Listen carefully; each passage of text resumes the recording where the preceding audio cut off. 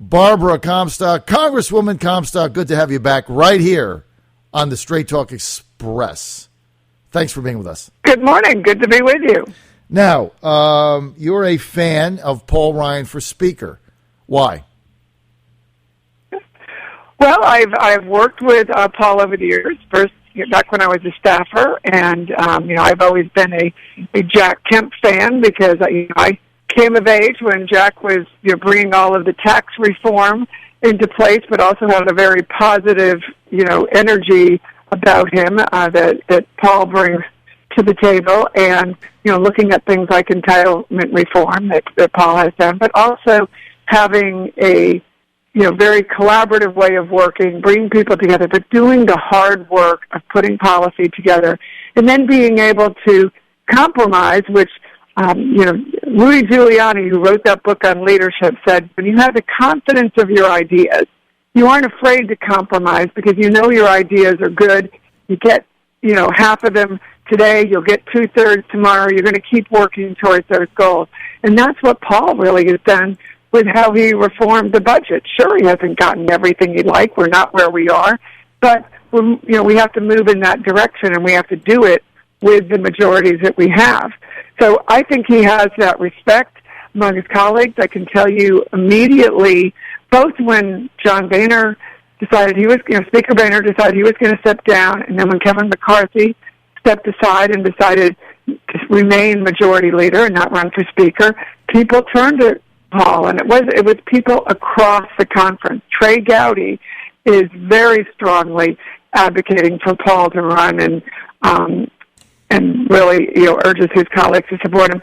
Members of the Freedom Caucus, and then all the way the center-right coalition really does come together behind Paul because of that respect, and we know he's been through the fire. He had to go through everything the Obama campaign threw at him, and I think he did very well, and most importantly, he does the hard work, and he understands the hard work that we have ahead of us.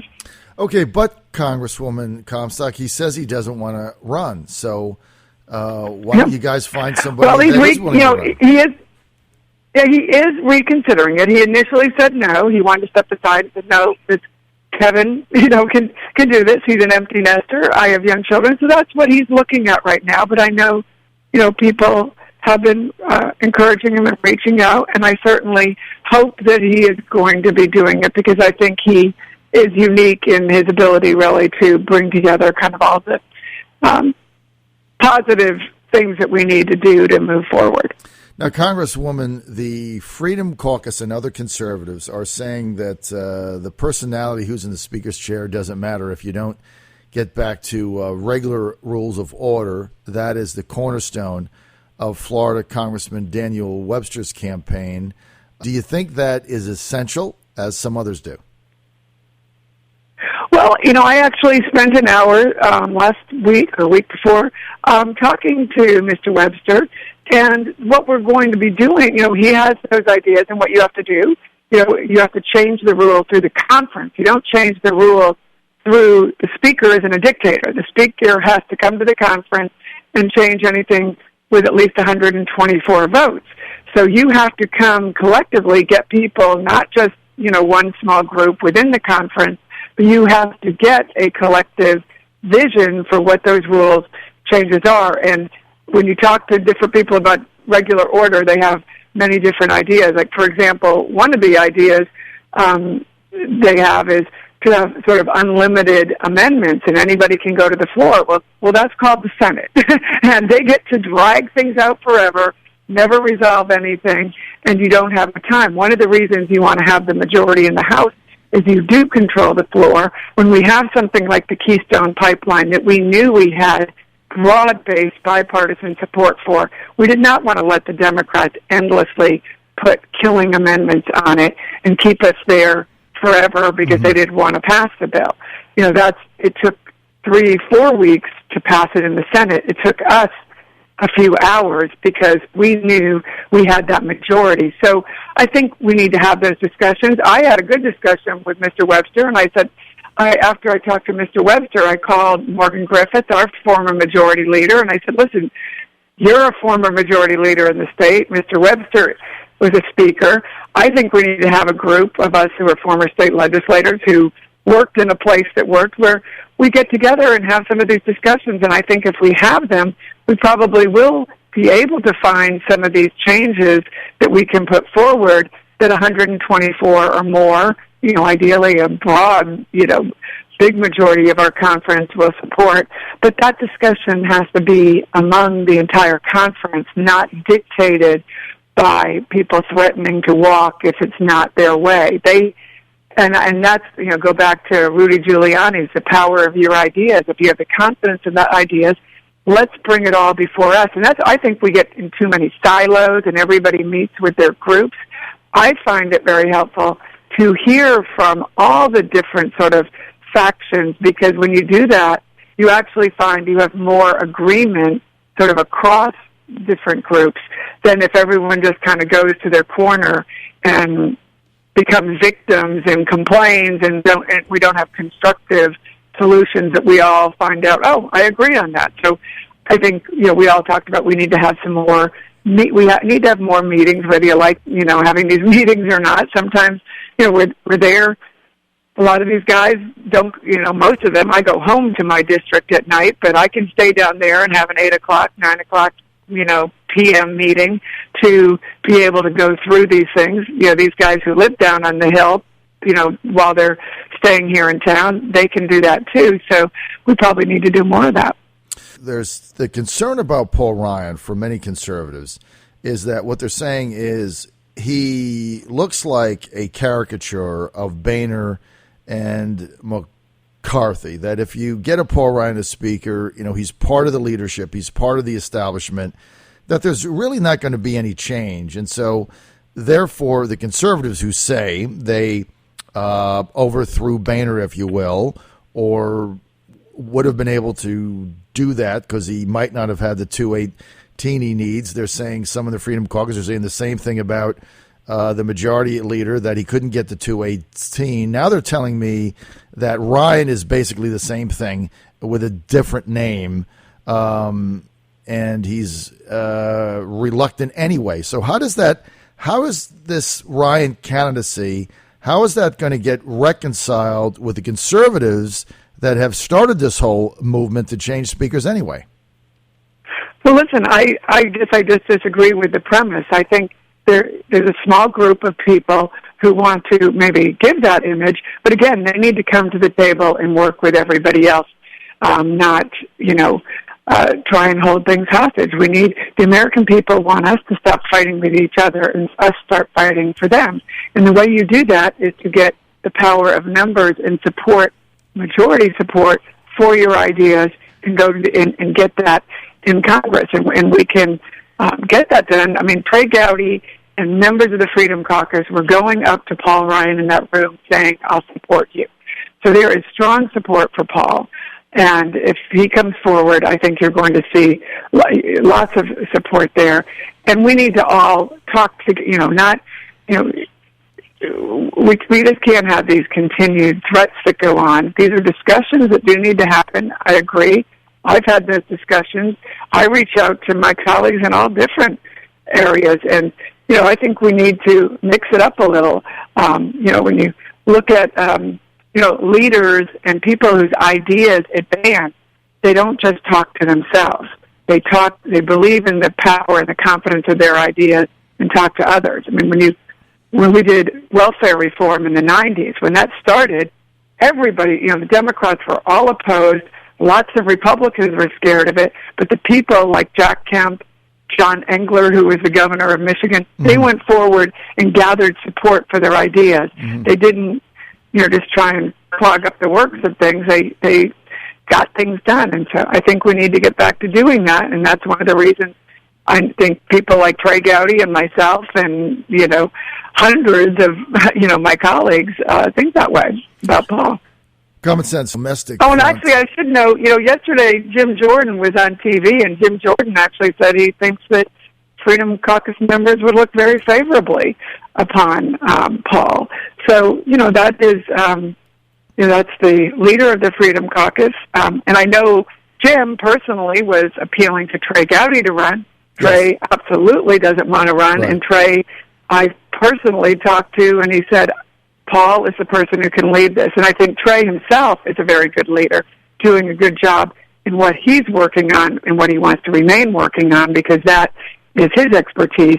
I think he has very good judgment on that front, too, on who is a good leader, and he has, put his imprimatur on Paul. So if Ryan does not run, do you guys have a plan B? Well, it's not. I think then there's probably a lot of different people, and that will probably take a longer discussion. And to point out, Speaker Boehner is still Speaker, so that we have the same leadership that we started out with in November. And until we can agree with 218 people agreeing on that, Speaker Boehner will remain Speaker. And everyone from Daniel Webster, on through have said, yes, that should be the case until we can agree to somebody. So I think it behooves everybody to come together if they want that change. The Speaker had already made the decision that he was going to leave in November of this year. I mean, he had made that decision before he decided to step down, made that announcement in September. So he had been planning just, in his own mind to do that, and just moved it forward in order to, kind of let other leadership go forward. But if we can't agree on other leadership, then he remains in place. So you really do, in essence, have the Freedom Caucus reelected John Boehner until we find a 218-person agreed-upon candidate. Do you think John Boehner did the right thing in delaying the vote, Congresswoman? Oh, yes. I mean, I was there. I seconded it when he said to adjourn, and many of my colleagues seconded it. And the candidates themselves have said that was the right thing to do. Mm-hmm. And I know there's been some discussion where just a few, actually they brought it up the next day, and there was there were a couple of people, I know there's always a few people who go out and say this shouldn't have happened this way. That was everybody, not only that day, agreed to it, and there was a unanimous, not unanimous, but there was an overwhelming second, and we broke up. And then the next day, when a few of those who weren't happy about that brought it up, there was no agreement to that. And actually the minutes reflected that things were done correctly. So they are just wrong on that from our parliamentarian on down. And more importantly, the other two candidates said, no, we wouldn't have. I mean, if they had wanted to stand up and say, no, we want the vote at this point, there wouldn't have been a vote of 218 for either of those candidates, I can assure you. Right. No, I think that made sense. I mean, there's other candidates that might want to get in. That was a shocker to people when McCarthy dropped out. So I think delaying it to give everybody a chance to figure out what they wanted to do going forward, I think that absolutely made sense without a doubt. We're looking at another increase in the debt ceiling, another kick the can down the road, continuing resolution, omnibus, whatever it is, in order to go forward and keep the government open. Nobody's looking forward to a shutdown. But a lot of Republicans and conservatives are saying, when are we going to get serious about tackling the debt? What say you? Well, that is some of the things that we've already done this year. We did a Medicare reform that has long-term savings for the budget, for our debt.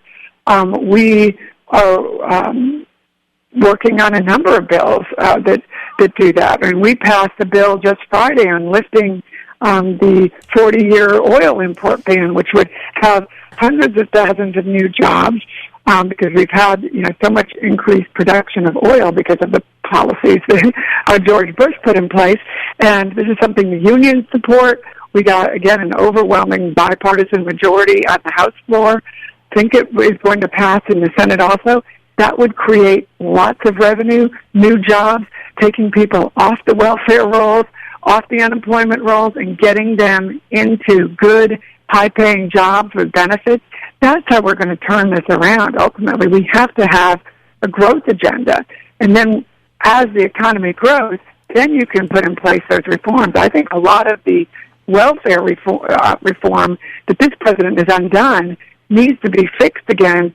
But the best way it'll be fixed is when we can give people these good, high-paying jobs, get them back to work, and then put those reforms back in place so people are on that path to prosperity and have real hope and opportunity, which this president has been terrible at providing. And then we have some of the, Virginia, we're at 0% growth here. And a lot of that is because of the sequester. So we need to deal with our defense spending, which, given this president has made the world such a dangerous place, I do think we need to have more defense spending. So the sequester has been not only damaging to our state economy, I think that pales in comparison to the danger it is to the national security of the country. So that's, again, one of those discussions that we have to have, and we're stronger if we can stay together as a majority, 247 of us, because then we will be able to make that a more conservative position that we start out with. And then the Senate, I don't know if you've heard yet this morning, the Senate is looking at some filibuster reform, which I think would be great, because then we can get things on the president's desk easier, so that would be a big help. So then if the Senate would pass things and we'd actually go to conference, we wouldn't get the position we started with, but if we're able to all stick together from the start, we will have a more conservative solution at the end of the day when we get there, if we stick together, than if we have to look elsewhere to be able to keep the government open. And I do think, when I ran last year, I think it's irresponsible to shut down the government, particularly because this president has created such a dangerous world. And I have constituents that come up to me every week saying, I work at the CIA, I work at the Defense Department, I am scared about what this president is doing. Thank you for not shutting down the government and keeping me on the job. Those are the people I want on the job. There are a lot of career employees. I have the CIA in my district. I have many defense employees, FBI employees, and these people, these are, centrist, conservative people who are law enforcement, national security people who care about things, that, just in the same way we do, and they want to stay on the job so that they would like better leadership, ideally, and that's what we're going to work for towards 2016. No question, Congresswoman Comstock, shutting down the government makes no sense. It also is going to ensure the Democrats win the Virginia races in November. We've already seen this picture play out. I've got under 1 minute. I can tell you, I had my colleagues in the State House, a number of them did call me to say, please tell me you are not shutting down the government this month.